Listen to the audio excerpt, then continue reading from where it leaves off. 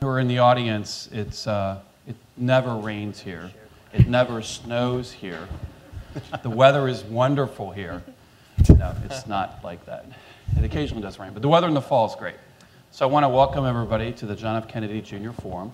My name is Trey Grayson. I'm the director of the Institute of Politics. And in 1990, the fall of 1990, so 21 years ago, when I was a freshman, I made the trek down from Weld Hall because my proctor said, hey, you like politics, you ought to go do this, check out this IOP thing. So there was a forum early in the semester called Personal Perspectives on Politics with the 6 fall 1990 IOP fellows. I sat up in the bleachers on the second floor by myself and listened to the panelists talk about their lives, how they got interested in politics, the study groups that they were going to offer up that semester, and I got intrigued. So when I was finished, I walked down the stairwell, and I walked over to the IOP office and said, hello, I'd like to get more involved. And I met a student, class of 92, named Kim Harris. And Kim Harris actually happened to be the chair of what was called the Projects Committee, which is now called the Forum Committee. And she recruited me to join her committee. And I joined the committee and got really involved as an undergrad. And look at me now, I'm a director of the IOP. So I want to welcome all the freshmen and everybody else who's here. We've got a great group of fellows who are here with us this semester. Today what we're going to do is they're going to give brief introductions of themselves, talk a little bit about their study groups very briefly, and then we're going to dive in to the larger topic, which is the politics of polarization. And we want to have an interesting discussion. We talked a little bit about this yesterday over lunch, and I think we'll have a great discussion, and then we'll open it up for questions and answers. But I'm going to start, and I'm not going to introduce all of them at once. I'm going to introduce each of them.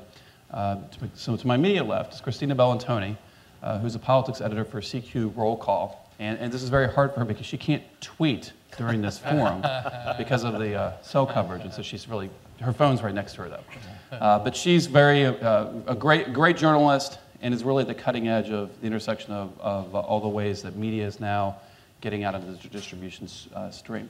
And so we're really excited to have you, Christina. And why don't you introduce yourself a little bit further? Thanks, Trey. Thanks, everyone, for being here. It's very exciting. I had not spent much time in this area at all, and we've been here about a week, and so getting adjusted, but having a great time. I'm Christina Bellantoni, and I will be leading a study group this fall. And I'll just tell you a little bit about that, and we'll sort of talk about our backgrounds, I'm sure. But I've been a journalist for now 13 years, and I'm most interested in politics, and so moved to Washington, D.C. in 2003 with the intention of I want to cover a presidential campaign. And so I worked for a newspaper that was considered to be on the far right, the Washington Times, sort of worked my way up and eventually was able to cover the 2008 presidential campaign. I covered the Democrats in that race. We had a little meeting with my editors around the table, and they said, well, who does everybody want to cover? And I was pretty low on the totem pole, so when I said I wanted to cover Barack Obama, everybody said, oh, that guy will never win, go ahead. And it ended up working out for me, and I covered all of the Democrats in that race and went with Obama and Hillary Clinton to 26 states and Europe, which was very exciting and probably the most relevant experience I have in this class, which will be looking at presidential campaigns through the lens of partisan media, because I spent all that time working for this newspaper that was considered to be on the right. And then after the campaign, I covered the White House for a blog called Talking Points Memo that is considered to be on the left. And so I've seen just a very unique perspective, I think, on both the left and the right, and sort of how it's all part of this swamp that is Washington. So I will talk about that. And one thing that I like to talk about a lot is not just Twitter, but all forms of what used to be called new media. Really, it's just communicating and social media. And I think that one thing that's very encouraging is that so many people take on politics in this way now. It's not new media anymore. It is the way things are. And I think that that's really good for democracy and for all of you, for sure. Okay. Thanks. So to Christina's left is Diane Casey-Landry. Diane recently retired from the American Bankers Association, where she was the Senior Executive Vice President and Chief Operating Officer. And prior to that, she was also the CEO of America's Community Bankers, and she knows she's an expert on financial reform and was there over the last couple of years as Dodd-Frank, the meltdown, all that other stuff that happened, which we will not talk about, took place. And Diane, we're pleased to have you. Thanks, Trey. Yes, the financial meltdown. I'm absolutely delighted to be here to talk about how politics has affected banking. I can't believe to say that I've spent 32 years in the banking industry. Got out of college and became a bank examiner, and then decided that before a crisis that occurred before most of you in this room were even born, in terms of the Ohio savings and loan crisis, that all the decisions were being called in Washington in 1985, and I decided I needed to move to Washington, so I did. And I got myself involved in trade associations and the politics, and ran a trade association for 8 years, merged with the American Bankers Association, which is the largest one representing all the banks in the country, basically in time for the financial crisis. So it was a good timing for the merger, probably, so we could work together. And then went into financial crisis, and all of you have lived through that, and the aftermath, and the ongoing financial crises that we're having today. If you think about it, for most of you, what happened in 2008 is probably the most significant financial event that's occurred in this country since the Great Depression. The amount of wealth that was lost, the amount of banks that were failing, the complete financial uncertainty that exists today. The result of that was legislation that has become to be known as the Dodd-Frank Act, or the Wall Street Reform and Consumer Protection Act of 2010. We like to have long names in Washington. And there's a lot of politics. Senator Dodd and Congressman Frank, the chairman of the respective committees, put together this legislation. It's very political. Today, we now have a Senate that is controlled by the Republicans, who want to be controlled by the Republicans, who are still trying to repeal the Banking Act, and the House, which is controlled by the Republicans. They've already introduced at least 12 pieces of legislation to either repeal or reform the Reform Act that was passed just a year ago. And you're all living this crisis. So I'm hoping to get into some of the things that happened, what causes a financial meltdown, and how we can get the politics of polarization that actually are affecting us going forward and having a financial system that really works. So hopefully we can have some fun discussions on that. Great. Thanks, Diane. To Diane's left is Ron Christie. Ron is an author, a pundit. You've probably seen him on TV occasionally. Served as a special assistant to President George W. Bush and a deputy assistant to Vice President Cheney during the first term of the Bush-Cheney administration. So it was kind of a unique position to work for both the president and the vice president, which is kind of unusual. And we're pleased to have you with us as well. Thanks, Trey, very much. Good evening, everybody. It's interesting for me, as one who has come from Palo Alto, California, a very liberal, very progressive part of the country, and to find myself having had the experience to work at some of the highest levels of government, working for conservative Republicans. And people always say, well, Ron, how the heck did you become a Republican, and how did you get involved in politics? And my course, my seminar study group that I'm going to work with you on this semester, it's called the Washington Ecosystem. And when I was a kid, my brother and I used to watch something on ABC called Schoolhouse Rock. Do you guys remember this? Where they have, I'm just a bill. Junction, what's your function? Yes. And I thought, oh, great. There's Bill, and he's introduced in one chamber, and now he's in another, and look, he's a law. But as I got older and as I started looking at the process, you realize it's a lot more complicated than that. And that's what I want to work with you and discuss with you and challenge you to think about is, who are the players in the Washington ecosystem? The lobbyists, the people who work in K Street and the so-called Gucci Gulch, what do they do and how do they influence the process? Now Trey called me a pundit, I would say political analyst. But sorry about that, sir. That's okay. But how do the media, how do writers like Christina, how do talk show hosts, how do people who use Twitter and social media impact the political process? And then also, looking at the way that members of Congress interact with their constituents and interact with various entities in this Washington ecosystem. That's what I want to talk about. It's not just the conjunction junction and the Schoolhouse Rock, but let's really talk about how the system works and whether it in fact is working. So with that and sharing my experiences with you of having worked in the White House and having worked in Capitol Hill for now the governor of Ohio, John Kasich, I think we're going to have a really interesting semester, particularly as we head into the presidential election next year. So welcome, everybody. Thank you, and we all look forward to working with you in the days ahead. Great. Thanks, Ron. To Ron's left, Tad Devine is a Democratic media strategist. And what's interesting about Tad is not that he's worked in a very close counsel to several presidential candidates, but he has spent a lot of time over his years as a consultant working overseas, helping out candidates all around the world. And so we're really excited to have Tad here with us as well. Great. Thank you, Trey. It's great to be here. I got into politics the way a lot of people get into things in life, it just happened. And I was a student at Suffolk University Law School and finishing up my first year there. And I started dating this young woman, and I got very involved with her. And she had a job in Washington, D.C. that summer. And it turned out that one of my closest friends growing up, his name was Tom Donlin. He's now the National Security Advisor to the President of the United States. But we grew up together.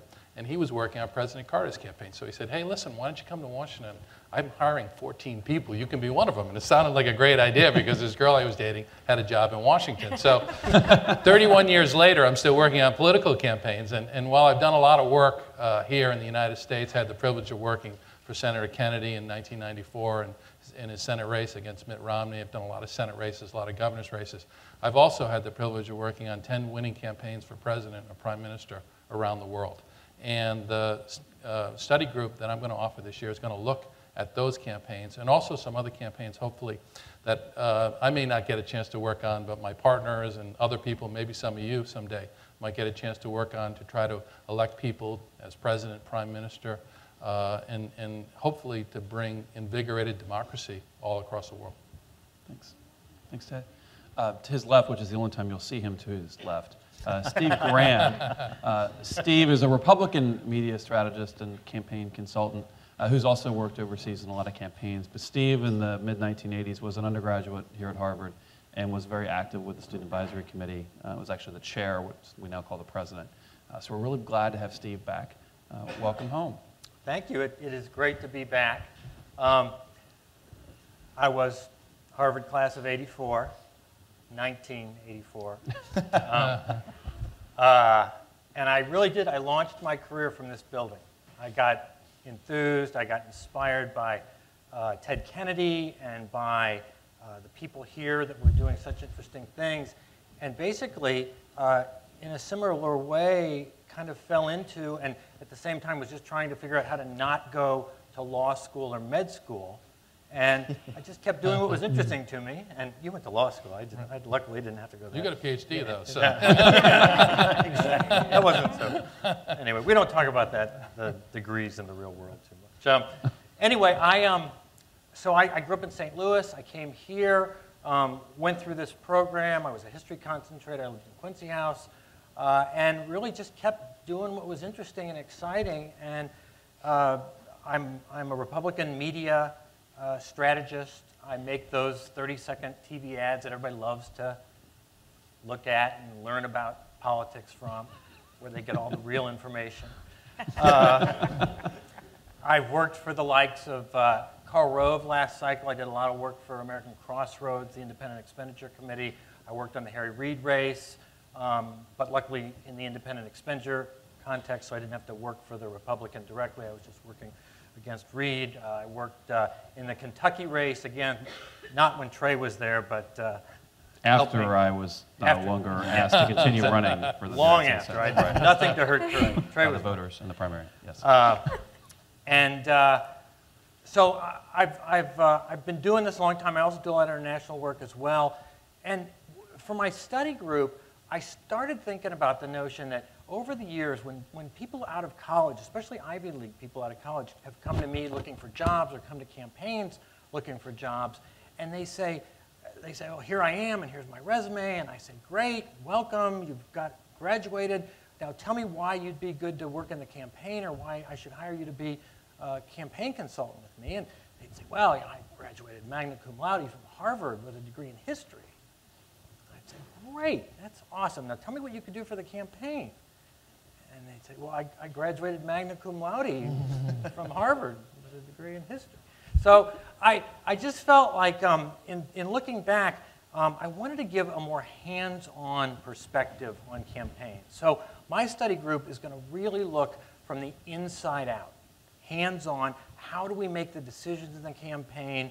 How do we make the plan? How do we do the research that creates the messaging? How do we actually write and produce those 30-second ads that everybody loves to watch? And then we're going to look at new media and look at what we think is trying to be done there, because we're constantly chasing it and trying to figure it out. But it's going to be a very hands-on process where we're actually going to try to participate in the process and learn by doing. And so I'm very excited about the study group, and I'm really excited about being back at Harvard.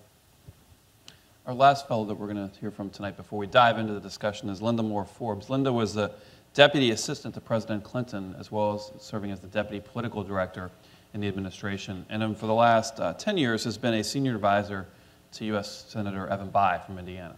Welcome. Thank you. Thanks for having me here. I love being here in Boston. I grew up in a tiny town in Texas. I went to the University of Texas, and I got involved in my first campaign the summer before my senior year. And I decided when I graduated that I wanted to dive into that as my career. At the time that I was volunteering, I thought, gosh, I love this so much. If you could only do this as a career, that would be so cool. And then I looked around and I said, wow, you can do this as a career. And it is a wonderful career because as a young person, if you're capable and committed, you can move up the ladder so quickly. So I encourage all of you who have any interest in politics, I assume a lot of you do or you wouldn't be here, to get involved in a campaign. There's nothing like that first campaign that really gives you a good feel for what it's really all about, and you learn so many things about all different facets of the campaign. So you have a wonderful opportunity here with a Senate race in Massachusetts. You've got front row seat to the presidential campaign in New Hampshire, and that's one reason why I love being here, why I love this chance to be here with you this fall to talk about all these things. A little bit more about my career path. The first campaign I worked on was a U.S. Senate race in Texas, went on to one in Georgia. Then I decided I wanted to move to D.C. like a lot of you because I wanted to work on a presidential campaign. And that was Dick Ephardt's campaign in '88. After that, I went to work for the Democratic Leadership Council. And at the DLC, we really tried to expand the voter base for the Democratic Party. We had just gotten our clocks cleaned for a couple of cycles, and we just wanted to make the party more broad-based, more appealing to independents, and actually win. With Bill Clinton, we got a chance to do that. I went on the transition, spent all 8 years in the White House. I did the '96 re-elect, and then I went to work for a decade for Senator Bayh, who started out as DLC chairman his first year in the Senate. So as you can tell, the DLC and the Democratic Leadership Council, that was a big part of my career, my ideology, a big part of what I base a lot of my politics in. So I'm looking forward to talking with you a lot about this in my study group. My study group is called the Divided States of America. It's about polarization. It's about the decline of moderates, of centrists in both parties, the Republicans and the Democrats. A lot of people like Evan Bayh this last cycle in 2010 either retired or they were defeated. So what we have now is the rise of the Tea Party, the rise of polarization in the Republican camp, and you can argue that there is a lot of that in the Democratic camp too. My study group will have Democratic speakers, Republican speakers, and we'll also talk about some efforts to start an independent access for a ballot for presidential campaigns, and I think possibly for Senate and congressional races too. I hope you'll all join me. I think it'll be a really fun study group. I welcome independents, Republicans, Democrats. We're going to sort of talk about everything from all sides, and to me that's the most fun way to do it, because I think by knowing what your opponents do, in this case I guess that would be Republicans, although I don't really think of it that way, I think you learn the best practices of how you really need to run a campaign and how you need to govern to really maintain your majority at the ballot box and also among the public. So each of them is going to lead a study group that's going to be on one of the following days, Monday through Thursday from 4 to 5:30. They're non-credit, show up when you can, no homework, no tests, yay. And really interesting guest speakers and great topics. So what we wanted to do tonight, and what we're going to do is we'll talk about some of these issues up on stage a little bit, and then we'll invite you in a few minutes we've got microphones throughout the auditorium or throughout the forum to ask questions of the panelists. But what we wanted to talk about tonight was the politics of polarization, and actually finishing up with Linda is probably an appropriate place to begin because her study group is kind of looking at this. And you really spent all of your career since you got to Washington sort of in the middle of this crossfires. And your last boss, Senator Bayh, left kind of in disgust almost for what was going on and his inability to get things done. We saw this summer the negotiations over raising the debt ceiling. Last week, or maybe I guess it was this week, there was some recent polling that Peter Hart and Bill McIntyre, for a Republican and Democratic pollster who do a lot of work together for NBC and the Wall Street Journal. And their polling showed that, and they believe as a result of what happened this summer, but it really goes back longer than this, that the public is just fed up with both sides, both the left and the right, the Democrats and Republicans. You throw this, the economic news, which didn't get any better on Friday when no new net jobs were added to the economy. It's an interesting mixture as we head into a presidential cycle, a cycle where the Senate and the House are at play, and a lot of big issues are being wrestled with this country. And so maybe I'll begin with you, Linda, as somebody who was working with Senator Bayh, who's kind of in the middle here. Why did a guy like him feel like he had to leave? Because there wasn't a spot for him in Washington. And maybe what does that say about the direction we're headed over the next couple of years? Was he try to really grapple with these tough problems? Yeah, that's the tough part. We're going to have to find a way to deal with these issues, and right now it looks pretty dire. You had people like Senator Bayh, and a lot of people in the House too, who just felt that the party leadership really just wanted conformity. Just why can't you sort of be with the majority here? And these are people who have true differences in how they view issues and how they approach issues, and their constituencies do too. And so I think he and a lot of people in the center just really felt there was really no place for them to really function, because even working across the aisle with Republican members, not only was that not appreciated very much, but it also became harder and harder because there's a lot of pressure on the other side too, among Republicans, to not work with Democrats. And that's just not a way that a lot of them grew up in politics functioning. And so a lot of them who had been in it, especially like Senator Bayh, who had been in it for a long time as governor for 2 terms, senator for 2 terms, I think you just come to a point in your career where you're like, I don't really think I'm getting a lot done here. I really don't think I can really do a lot here.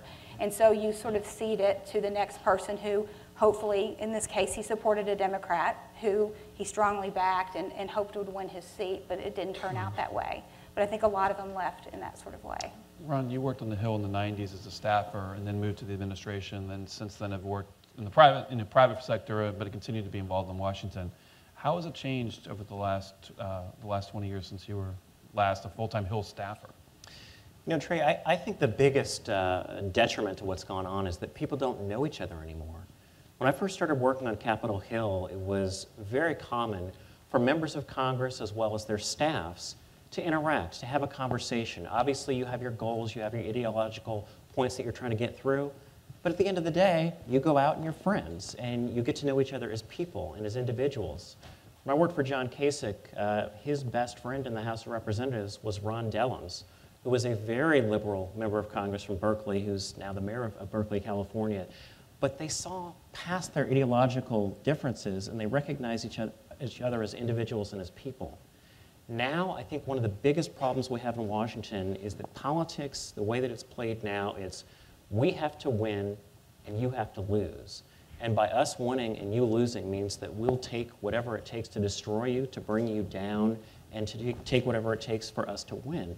So I think that's the biggest difference I've seen, Trey, from the Capitol Hill perspective, and particularly working in the White House, of these are our opponents. It's not like we're coming together to find bridges to solve mutual problems, but it's us and it's them, and we've got to win. And that's something that we've got to change in order for people to have more faith and more trust in their government.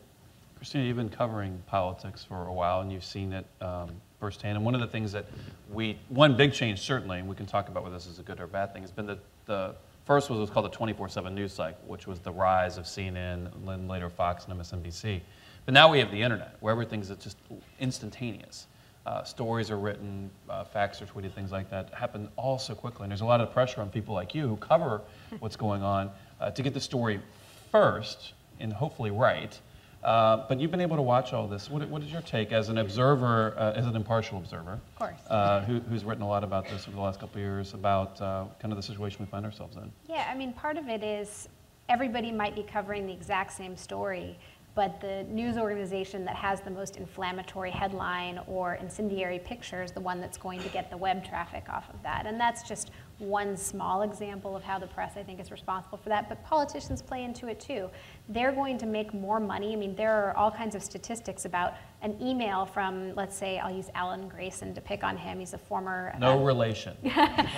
former congressman my cousin, right? from Florida. Very liberal Democrat who uses very incendiary rhetoric, and he raised a lot of money. He lost his seat. He's now going to run again for Congress. But he has click-through rates on his emails that show when he says something like, Karl Rove sucks, not to pick on Rove, but more people are going to open that than if he says, please send me money, or, in need of help.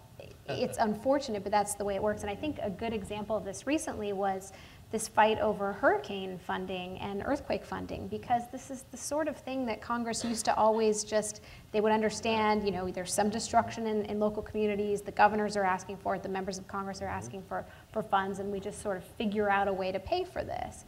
But it's already become a huge fight, both on the presidential level. You saw some of Rick Perry's opponents suggesting that maybe he hadn't paid enough attention to these fires that had just happened in Austin. Or you saw Eric Cantor getting targeted by the Democratic Congressional Campaign Committee saying, well, Eric Cantor suggests you need to find cuts to be able to pay for this disaster funding. Do the Republican governors agree with them? And it's all very scary and designed to make the American people be afraid of what might happen if you vote for that opponent or the other guy. And I think it has really decreased our level of discourse and the amount of information people really know about what's actually happening. And then structurally, part of the reason that they're not out there having drinks after work is because everyone's raising money. It's a 24/7 news cycle that you then have to take 24/7 fundraisers, and those are going to be GOP fundraisers or Democratic fundraisers, so you're not able to really interact with your colleagues in an impartial way, and I think state houses do it right. I covered the Virginia State House for several years, and they're not allowed to fundraise while they're in session. They have a short session. They do it for 3 months or 5 months, depending on which year it is, and they all get along, and they all sit on the floor of the State House to get something done for the entire duration of when they're there. You never see that in Congress. I mean, that's sort of the great myth of Congress.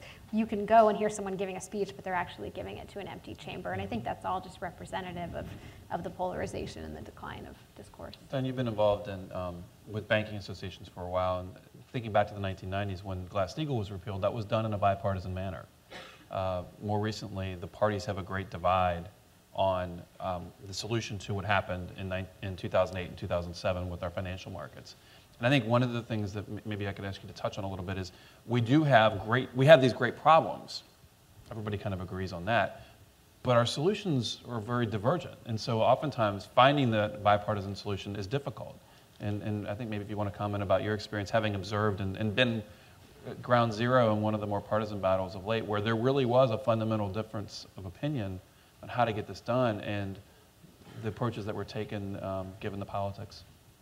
When you think about banking, Trey, you just hit on it, or financial policy, it's not supposed to be Democratic or Republican. You want a sound financial system with good policy. When I came to Washington in 1985, at that point in time, many years ago, the members of Congress still talked to one another. I mean, the Republicans and the Democrats, and the Banking Committee was one of the committees, particularly in the House, where they got along very well. It was not considered a partisan committee at all. You had Republicans, you had Democrats, but the legislation that went through. And I look, forgetting the Glass-Steagall repeal, which was in 1999, you can go back to the savings and loan crises and the crises we had in the late 80s and the early 90s. We had the Financial Institutions Reform, Recovery and Enforcement Act of 1989, the FDIC Improvement Act of 1991, but those were extraordinarily bipartisan. The committee came together in both the House and the Senate, and they passed legislation that was complicated, but at the same time, it one that they worked with the industry and they worked together to fix a very serious crisis. Even when we did the repeal of Glass-Steagall, which was the Gramm-Leach-Bliley Act in '99, again, that worked together, and it was very much of a bipartisan approach. There was differences of opinion, but it was bipartisan. Roll forward to the Dodd-Frank Act, which we just passed in 2010. Extraordinarily partisan, where you had on the House side, at that point in time, Chairman Frank and Ranking Minority Member Spencer Baucus not even speaking to each other. The C-SPAN time of when they were showing the markup of the legislation, normally in a markup, there's a give and take, but there's a courtesy that occurs. And if you markup is when the bill is discussed in committee, right? When they're actually taking the bill and they're making the final changes of what the committee is going to accept as their legislation. So there's usually a give and take. And in this instance, there was name calling. I have never seen name calling in terms of you know, and not so much name calling, but, you know, rude comments, and people weren't listening, and people were getting up and walking around, and you were thinking, what's the matter? I mean, people always get up and walk around, but they do it to come together, to come to a solution. What we ended up with this legislation was a bill that was very much viewed by the Republicans as a Democratic bill. The Republicans had very serious objections to it, which they viewed were not listened to. So you ended up with legislation that literally, because we're pretty evenly split, you know, slight majority at that time to the Democrats, that they don't support. So what happens is that when the House changes, and now and then the Senate is looking to change, you get people already introducing new bills to repeal. So we have to reverse what they did. So how do you run a financial system when you pass a bill that ends up being over 2,000 pages long, where they're predicting they're going to come out with something like 400 new regulations, which will account to like 10,000 pages or whatever the number is, if people keep changing it. And all everybody's doing is fighting, and then you can't really get anything done. So what I would say, we did fix the financial crisis. We created legislation and passed legislation that everybody just wants to shoot at and said wasn't a very good job. And all of us, all of you in this room, are going to lose from that, because the whole point is we want a safe and sound financial system. And that's what our study group, my study group, is going to talk about, is just like, how do we get sound financial policy, and what do we do when we get bills like this? You know, healthcare also did that, but I'll just stick to the banking front. I'm surprised none of the students have walked out and said, the heck with politics after all this gloom and doom. I want to finish up with Steve and Tad. And you all have made politics your careers. Right. You essentially, right out of school, you found politics. You chased a girl, you found politics. I noticed you didn't say anything else about the girls. So we've been married for 28 years. Okay. I don't know if she's here tonight. But. Okay, well, good to hear. So go into politics, find a wife. Not a bad lesson to take home. Right, That's okay. It's a good guffaw. That's fine. But is there something, you've all been around, you're still doing this. Sure. You still obviously believe in your candidates, you still believe in your parties and your causes and your issues. What are some things that you know, maybe can give us some hope for why some of this gloom and doom isn't always going to be this way? Is it the new faces that come in, the new candidates that inspire you, the students that are going to go to Capitol Hill every summer that'll you know, straighten this thing out? I mean, what are some of the things that give you some optimism, or what are some of the things that you would recommend that we implement, some changes that would maybe cause us to get better? Well, I guess, you know, the darkest hour of the night is right before the dawn, and right now it's very bad in terms of polarization. You know, if we're going to change things, I think we have to understand how we got to where we are right now, which is in a very bad place in terms of our government working and our politics working. I think we got there for a lot of reasons. When I think back along the arc of 31 years of working on campaigns, and when I first went to the Carter campaign and looked at this incredible contraption, it was unbelievable, it was marvelous. It was called a fax machine. And we could send pieces of paper to other people across the country, and it was wonderful. And you know, 4 years later, I worked for Mondale, and the campaign would stop at 6:30 at night. We'd all go watch the 3 television sets that had all the news in the nation on at once. It's so different now. The technology is so different now. And that technology, I think, whether it's this news cycle, and by the way, part of the news cycle is that if you want coverage in the media, you must have conflict. Okay, coverage equals conflict, and you know, conflict equals coverage, and you've got to sort of generate that. And the other technologies that, I mean, for example, redistricting now, which leads, you know, to a system where the districts are so different than they used to be, not so competitive. The technology has given us the ability to go in down to the street level and figure out who should be in what district. You know, and when all those things happen, and then you have a system which is driven by money. And I read in the New York Times today that Governor Perry apparently is setting up an independent expenditure is going to raise $55 million. You know, and going to go out and not coordinate at all with his campaign, go out and spend $55 million promoting his candidacy. Well, I want to tell you, if you want to raise that money, you're not going to raise it by, you know, talking about how we're going to have such good government. Okay, you're going to raise that money by going out and being very partisan, slamming people, and pushing things to the edge. So if there's hope, I think it's going to be because people basically stand up and say, listen, we have to recognize that these new tools, the rapid technology, which has changed the way we absorb news, the partisan media, which, by the way, to get back to course that I want to talk about this year. One of the things I want to talk about is, our system here in America, we were used to, when I first started out, it was the networks, the big newspapers. They were all legit. They covered the news straight on. We now are beginning to adopt in the United States, in my view, a model that I see regularly when I work in Europe or Latin America, which is that we have partisan media, okay? And the partisan media gets people who, believe in what they cover to go and to view them, okay? And that's the way it works, and it drives ratings. And, it's worked that way in Britain for a long time. In Latin America, people own newspapers, they own television stations. That's the way the media works. And we're starting to get that in America today. And that is contributing, I think, enormously to the partisan divide. So how do we stop it? We stop it by first recognizing all those things that are happening, and then by doing something about it. And I think there's something that we'll do about it. And I've worked for many years for independent candidates. I worked for Bernie Sanders in Vermont. I did Link Chafee's campaign for governor last year. He's an only independent governor in America. We almost won an independent race in Maine with Elliott Cutler, someone who I've known for many years as well. I think the way you stop it is when you basically say to both parties, listen, we're not playing anymore, okay? We're going to have people who are going to stand up outside the political system, and they're going to win election. That's how you stop it. That's the only way to stop it. And hopefully, I'm happy to be part of that as long as the independent is somebody I believe in, and I agree with in terms of their agenda. Steve. I think the independent gives us hope. I think it all comes back to this notion that at some point, regular old people are going to just have to finally have had it. They're just going to finally say, this is absolutely enough. I can't tell you how many times we wake up the day after the elections, especially in some of these primaries, and we get a very hardcore right-winger winning. Nevada is a great example. Sharon Angle wins that primary. We would have probably won that seat back from Harry Reid, the majority leader, if they hadn't had such a radical right-winger win the primary. And all the moderates wake up the next day and they go, oh gosh, we forgot to vote yesterday. We were at the country club, we were whatever, we just didn't, it was golfing, I forgot. Well, at some point, I think those voters are going to really have to finally wake up and say, it has gotten so bad, and it is affecting me. It really is affecting me personally now. My 401k is gone.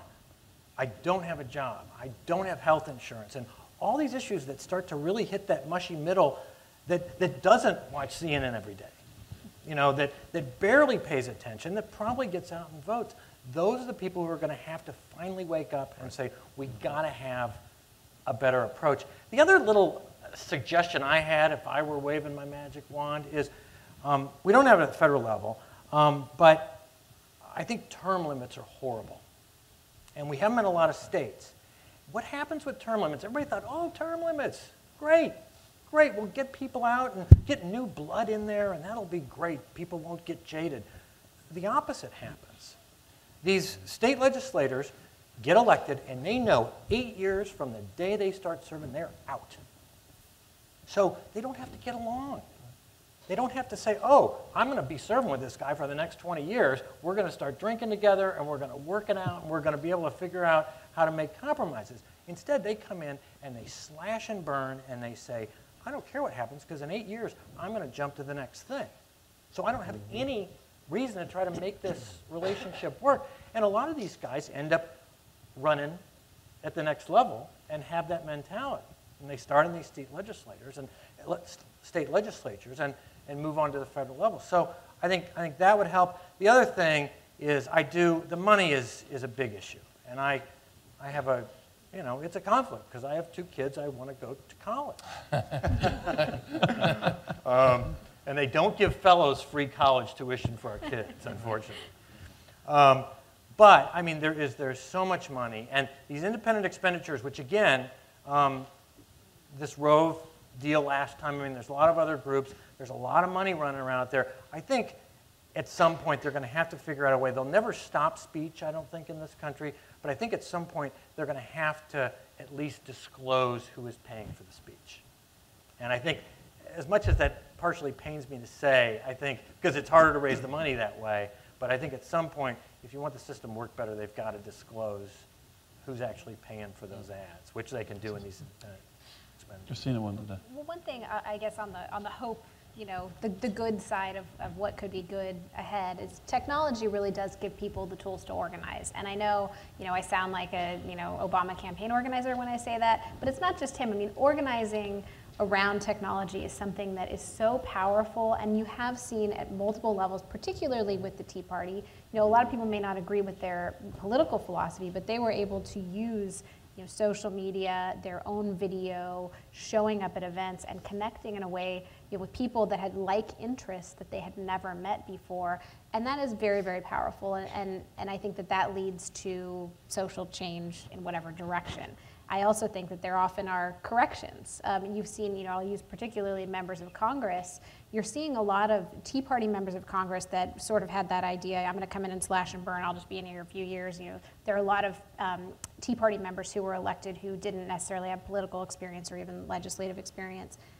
If their constituents feel that they are not getting served by them, they will boot them out. I mean, that does happen, and I think that you've seen some members really correcting a little bit on the Republican side when they saw that their constituents weren't happy, and they're becoming better members of Congress for their constituents, regardless of their political philosophy. So that's another hopeful element of that.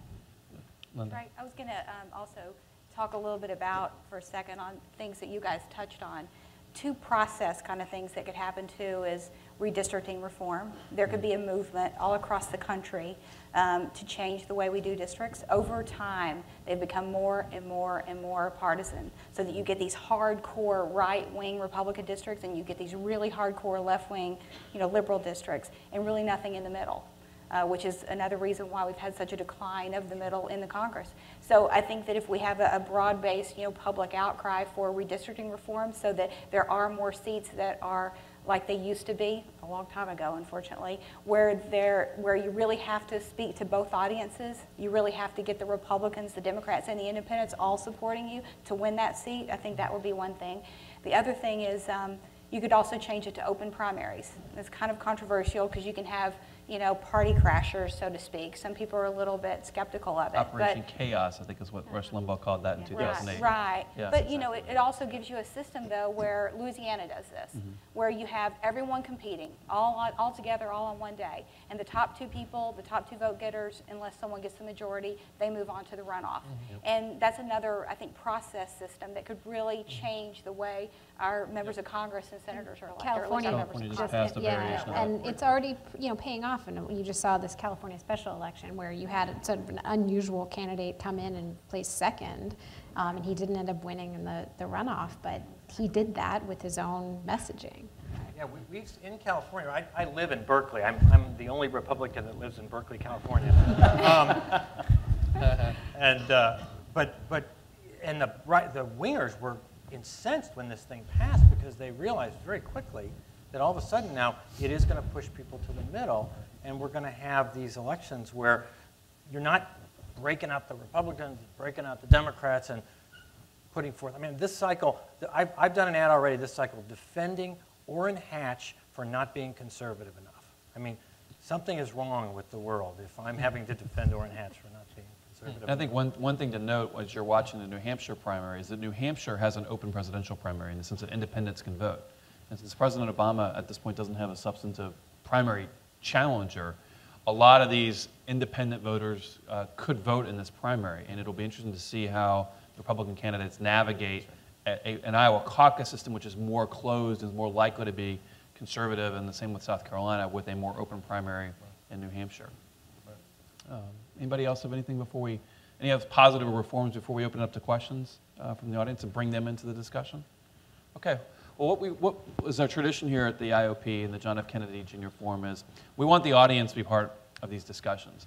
So whether it's a panel discussion or a head of state, every speaker has to agree to take questions from the audience. So we want to now invite all of you, not all of you, that would take too long, many of you, as many as we can fit into the time slot, to ask a question. Now, we do have a couple of rules here about questions. It's Harvard, so we have a definition. A question one ends in a question mark and contains a question. It does not contain a speech with a comma that at the end says, do you agree? It is a real question. We also would like for you to identify yourselves and your affiliation, maybe a student or a grad student or just a member of the community. There's a microphone here, and there's also two more up on in the boxes on the stairwell on the way up. And we're just going to go in order. We'll start over here. We're just going to go try to get through as many questions as we can. And if you want to pose it to a particular panelist, that's fine, or otherwise they can let them all have at it. Sure. Hello. Thanks for the panel for your very interesting backgrounds. My name's Joel. I'm a graduate student here at the Kennedy School. But what I am a bit perplexed about is all of you in your own way have very much contributed to the politics of polarization, to the politics of fear, very much so, just reading through your bios. And it's fine to come here to Boston and to Harvard and to say, yeah, it's really bad what those guys are doing. And specifically, I was struck by your contribution, Diane, as one of the heads of the banking lobby, about how you picked the one piece of legislation where I'm sure your membership probably funded a lot of those congressional figures with tremendous pressure and probably funded opponents of them if they disagreed with you. So my question is, while you're here at Kennedy, if this is something that motivates you, what will you take back in your careers to stop the politics of polarization? I think that's a very good question. Won't take personal responsibility for everything, but in a trade association, you do end up backing both, actually both sides.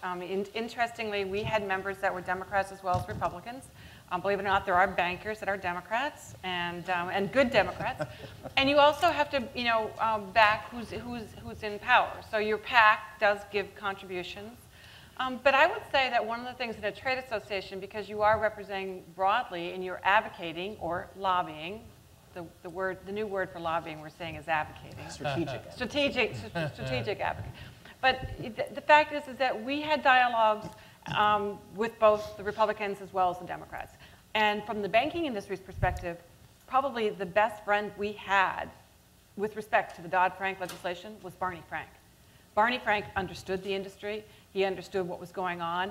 And if anything, I'd say the industry worked itself very, very closely with Congressman Frank. The problem we had with Dodd-Frank was that the members themselves on both the Senate and the House weren't talking to each other. So Senator Dodd and Senator Shelby, they had these negotiations and special committees, and those broke down. They had special groups that were working together.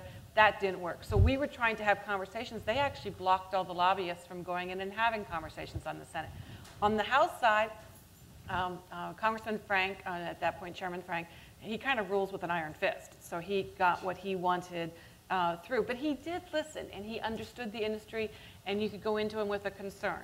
When I take back your one question very personally, I think it is important to have dialogue with both. And one of the things that I firmly believe is I'm much more of an independent myself. I have actually personally voted for Obama. I've also voted for Bush. I mean, so you can definitely say I split myself. I am an independent. I vote for whoever I think is best.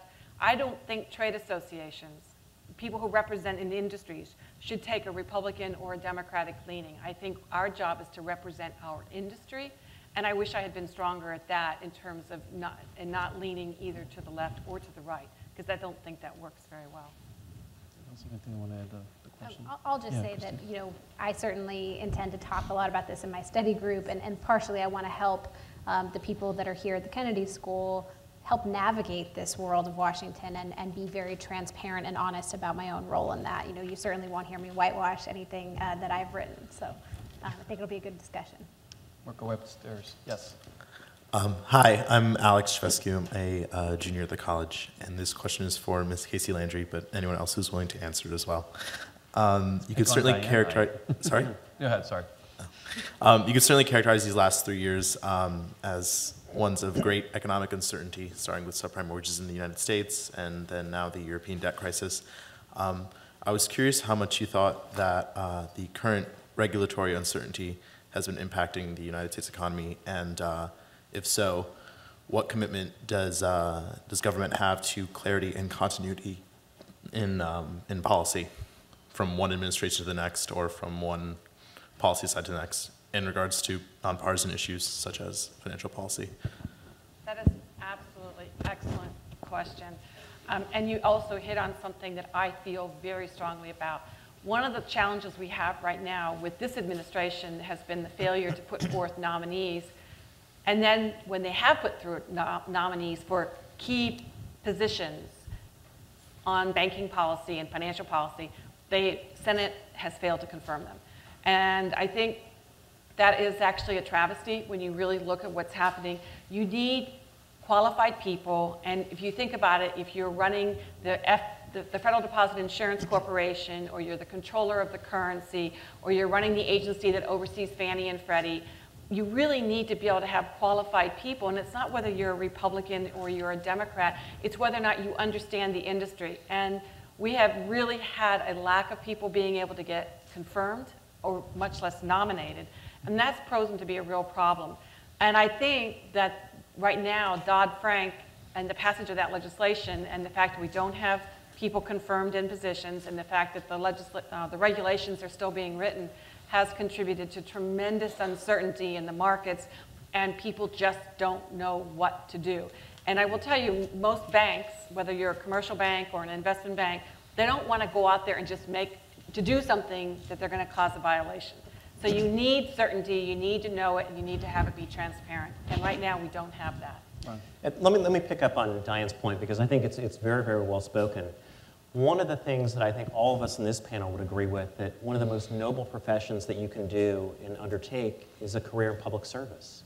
And public service is serving your constituents, serving your neighbors, and also serving your state or your country.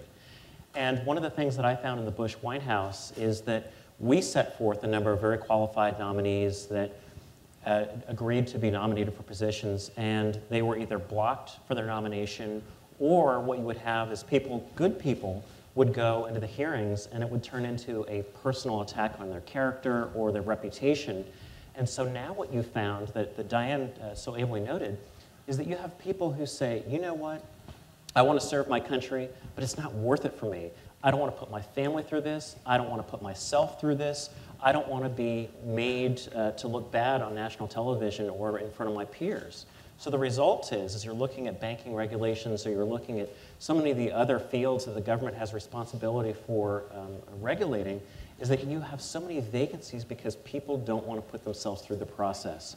And that's one of the things I think that we can do, regardless of the field of regulatory scope and power, that we can all try to strive to change, is let's take the politics of personal destruction out of it and get good people back into public service, because it's not a Republican thing or a Democratic thing, but you're serving your country. And just one other quick point on how quickly it happens now, too.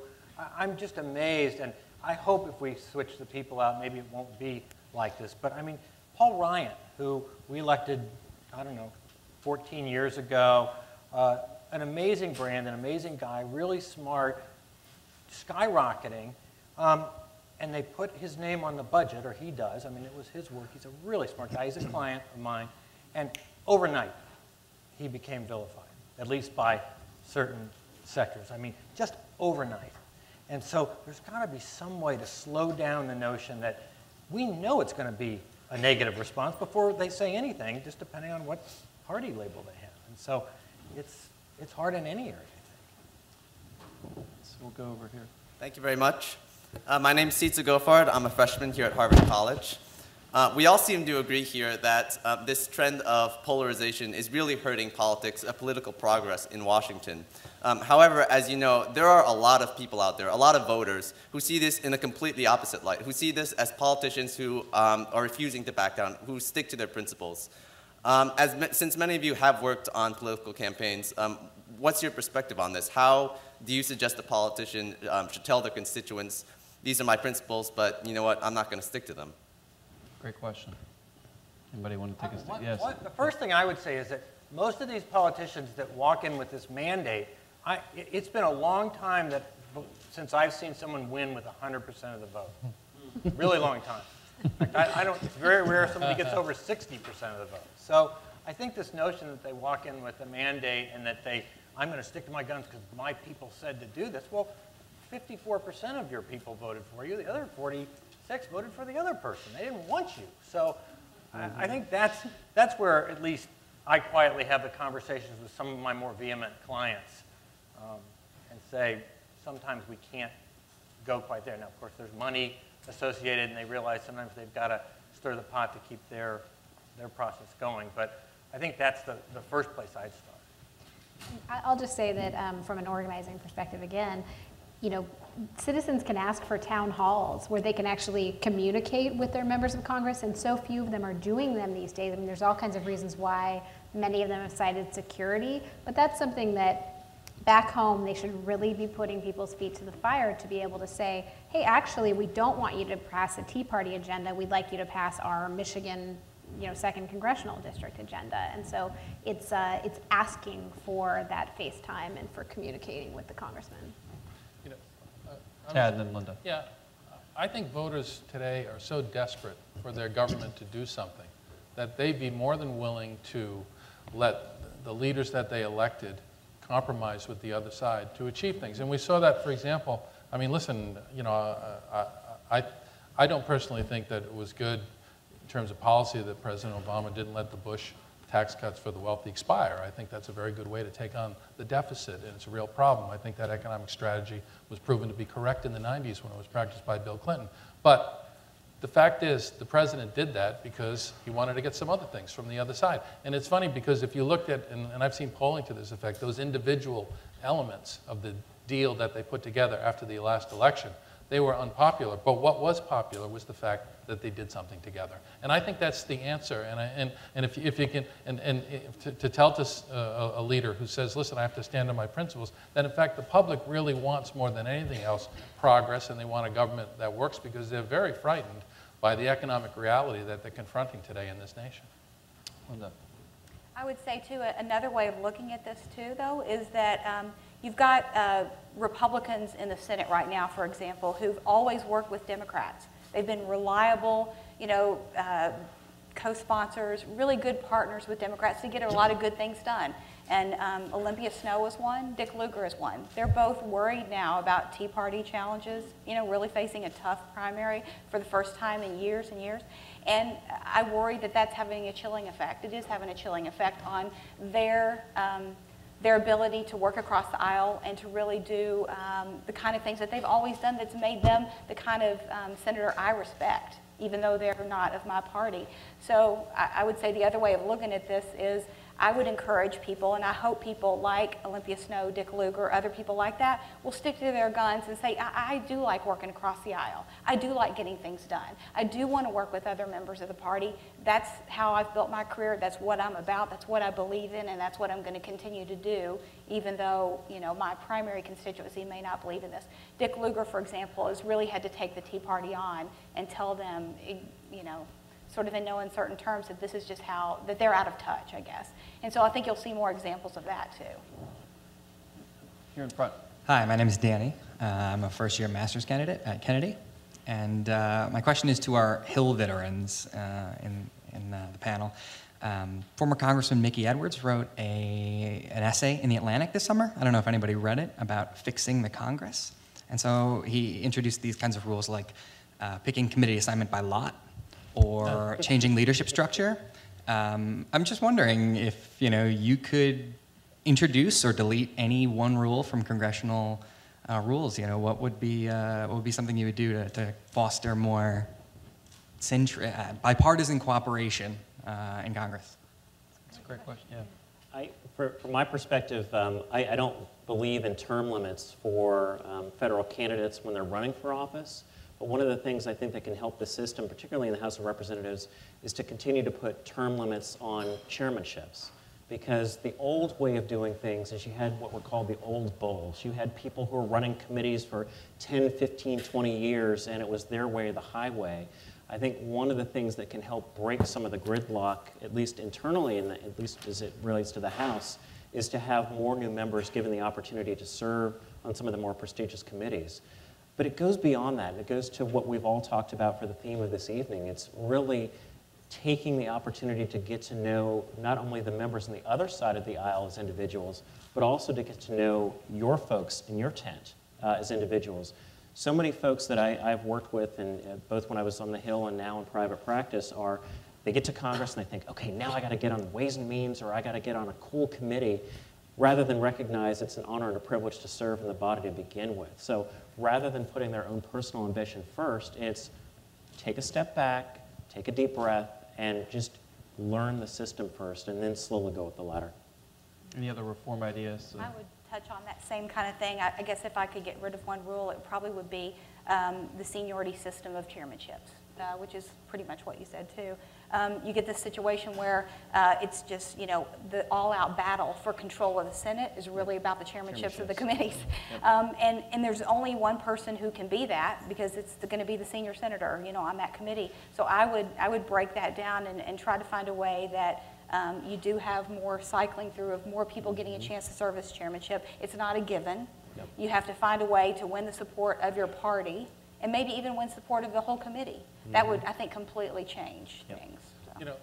We're not going to change politics in Congress or in this country as long as we have the funding system that pays for campaigns the way they pay for it, okay? And what happened when the Supreme Court decided that corporations could now come in and spend unlimited amounts of money on campaigns is they've opened up a front that is almost unimaginable and is beginning and is going to take over our politics in a way that I don't think people fully understand. These independent committees now have already started to come out and to exercise their power, and they did so in the last election cycle. I worked for a woman who was a pro-life Democrat in Pennsylvania, who was elected to the Congress and who lost her election. And she faced withering attacks from pro-life groups because she voted for health care reform. And they said, you cannot be pro-life and vote for health care reform. And they spent hundreds of thousands of dollars attacking Kathy Dowkemper in the 3rd Congressional District in Pennsylvania on an issue. And this is someone who got pregnant when she was young and had a child because she believes in life. She really does. She practiced it in the most fundamental way in her own life. And yet, because that money is there and because it came in and flooded that district, she's no longer a member of Congress. And that's really the only way to change things. Unless the money system is changed, and by the way, it's only going to get a lot worse now. The independent expenditures are going to take over politics in America in this election cycle. And when they do, who knows what's going to become of it, but that's the reality, I think. Ron, yeah. Let me say one thing to my friend here.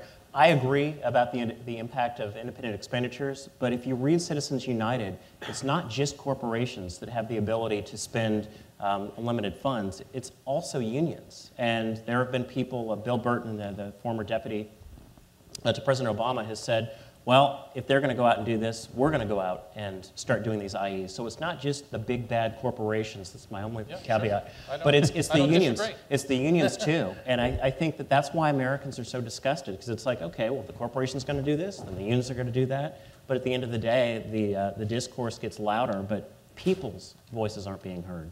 Yeah, the only other, this specific point, and again, there were a lot of IEs last time. We finally got to a point where we said, hey, this really didn't make that big of a difference, because Shell Oil doesn't want to do an ad that says paid for by Shell Oil. I mean, they know they can't do that. So but they are still funneling the money to American Crossroads or Citizens for a Great Country or whatever. Citizens for Puppies. Yeah. any whatever the nice name is, and but that's been the case. So, and I don't know how we turn that off without taking away the Any other reform? I would just say, filibuster reform, I'm not advocating for it one way or another, but I think that that's a question that the Senate is really grappling with of, do you ever implement this? Because what happens when you switch power? You don't necessarily need this high bar to pass anything, because that's been a huge detriment to getting anything done. And I just think it's an important question to explore. And just to throw in one more would be the holds on nominees, the anonymous holds. I don't think they should be anonymous. If they're going to put a hold, then you should know who's placing the hold, and we don't. While we're throwing out ideas, Elaine Kmark, who's a lecturer here at the Kennedy School, wrote an article last spring advocating for a supermajority to become Speaker of the House.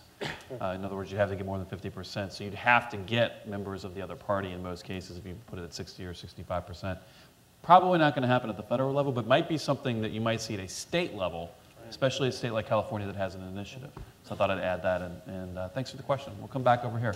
I'm Madison. I'm a freshman here at the college, and I just had a question. We're talking about all this polarization of politics, and it seems we elected a president that at least sort of ran on the campaign that he was going to work across the aisle, and sort of if you guys had any opinions on if how the dynamics of that election went and how that went along with the general trend, and if there was a difference between maybe the presidential election dynamics and state representatives, or sort of what led to that dynamic, even though the general trend is polarization of politics? Great question. I'm happy to take that one to start off with. One thing I think that Obama's message really was about defeating Hillary Clinton and trying to become this foil to what Bill Clinton had done, and he always talked about the politics of polarization, the politics of getting something past 50+1. But that was all, we learned it was demagoguery and rhetoric. And once he came in and realized, wow, I have this huge majority and I have to build coalitions, he didn't actually know how to navigate that. He wasn't as skilled as the Clinton team had been at working with Congress and working with the opposite party. And then the other part of this is that these staffers that worked for the Obama campaign, they weren't the sort of Washington insiders that had been so used to seeing the way Congress functioned. I mean, this was a very core group of people in Washington that knew how to get things done. A lot of these people were from outside of Washington, and they came in and they were completely shell-shocked about how do you actually pass something. They were taken aback by some of the things the Republicans were doing, even in the minority. And I think that just, they were unprepared for it. So can he recapture that in this election is a huge question, and I think it's a really interesting one because I think the American people have the tools, and they've seen through technology, wait, I've heard this speech before. I heard you say you would repeal tax breaks for millionaires 4 years ago. I'm not going to necessarily believe you again. And we talked a little bit about this in one of our discussions earlier today about the youth vote and sort of will young people come back for Barack Obama if they've lost sort of that feeling that he represented what they really wanted to see? So I don't have an answer, but it's an interesting question. Yeah, I will say, too, just being there during the Clinton White House years, the first 2 years, really rough.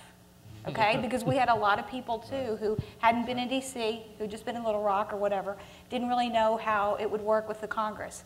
And you had a lot of members of Congress, especially among the Democrats, who had a lot of pent-up demands. From the 12 years of Republican presidency. Exactly. Yeah. And honestly, the majority of the Democrats in the House and the Senate didn't support Bill Clinton anyway. So they weren't really a part of his brand of politics.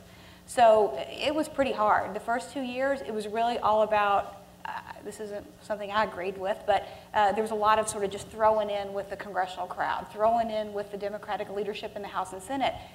Then we lost the House.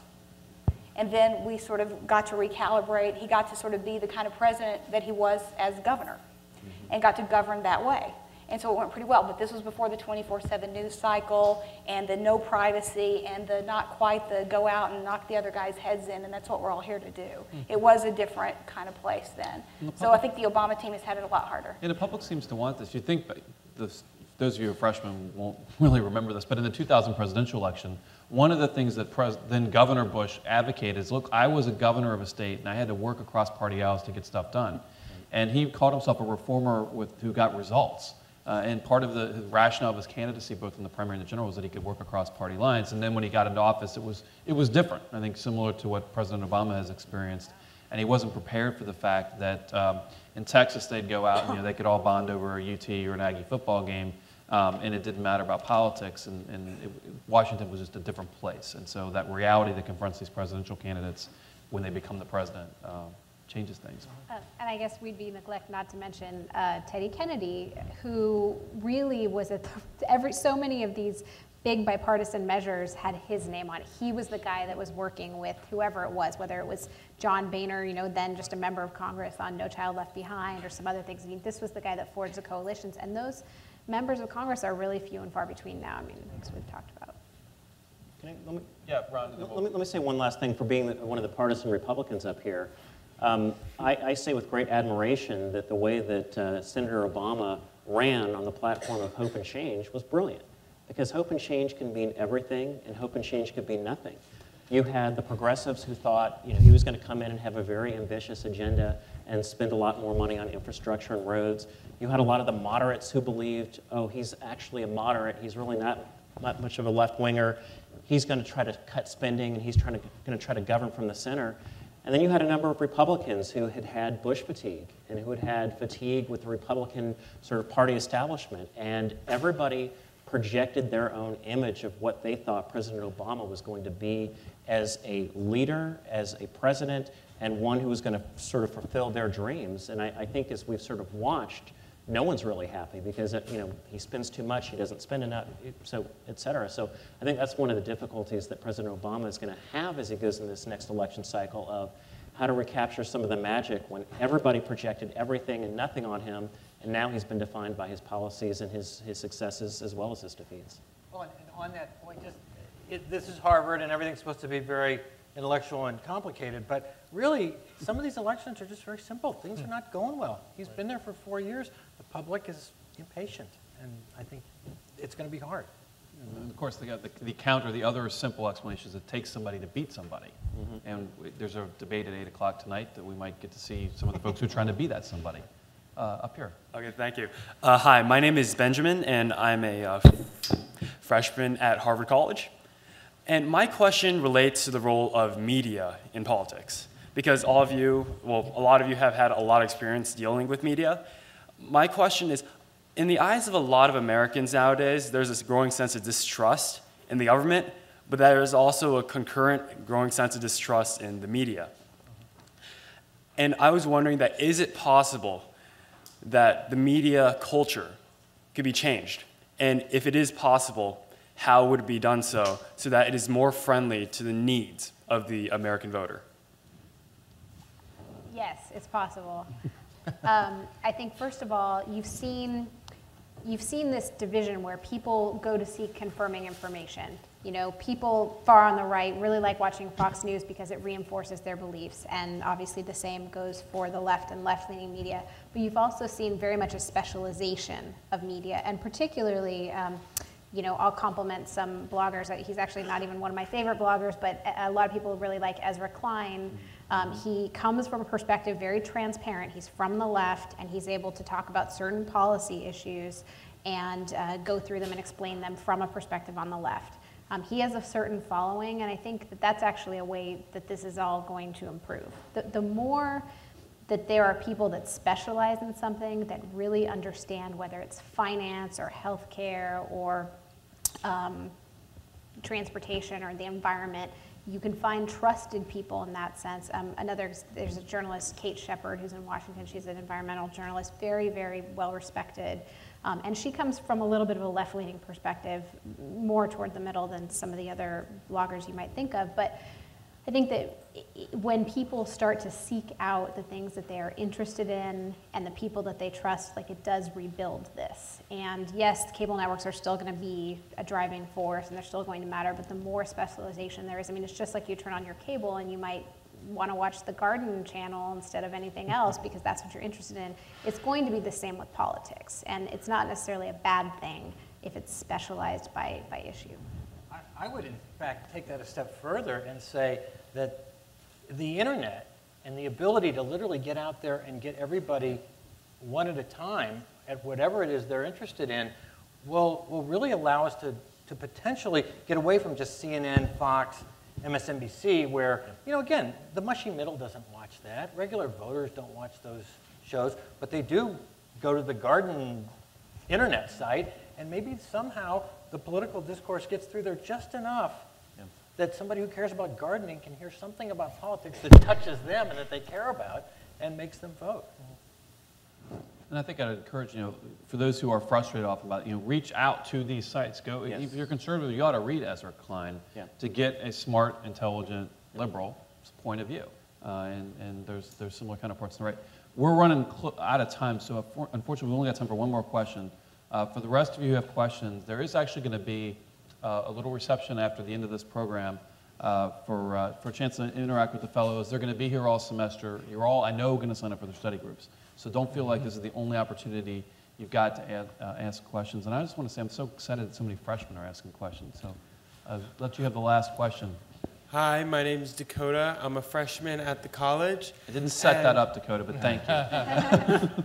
And I'm just curious as to how those of you that have worked abroad in international elections, has the international community in terms of elections grown in polarization in conjunction with United States political polarization? And do you see the polarization of United States politics directly impacting international elections? Yeah. First, there's some important differences because, we have a system of government here with a legislative branch, a judicial branch, an executive branch, and, our Constitution makes them co-equals. And when you work in other countries, with the parliamentary systems, for example, and you elect a parliamentary majority, I mean, when the budget comes in, that's the budget, okay?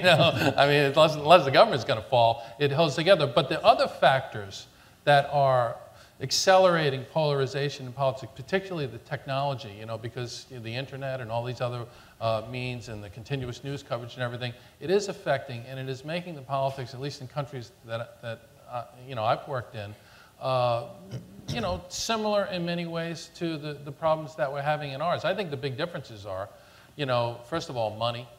That they have a completely different system. A lot of other countries have a completely different system of raising and spending money on elections. And it is very, very fundamentally different than the system that we have. And I think it keeps in check many of those, impulses that otherwise would have, taken over their politics the way they're taking over the politics in our country today.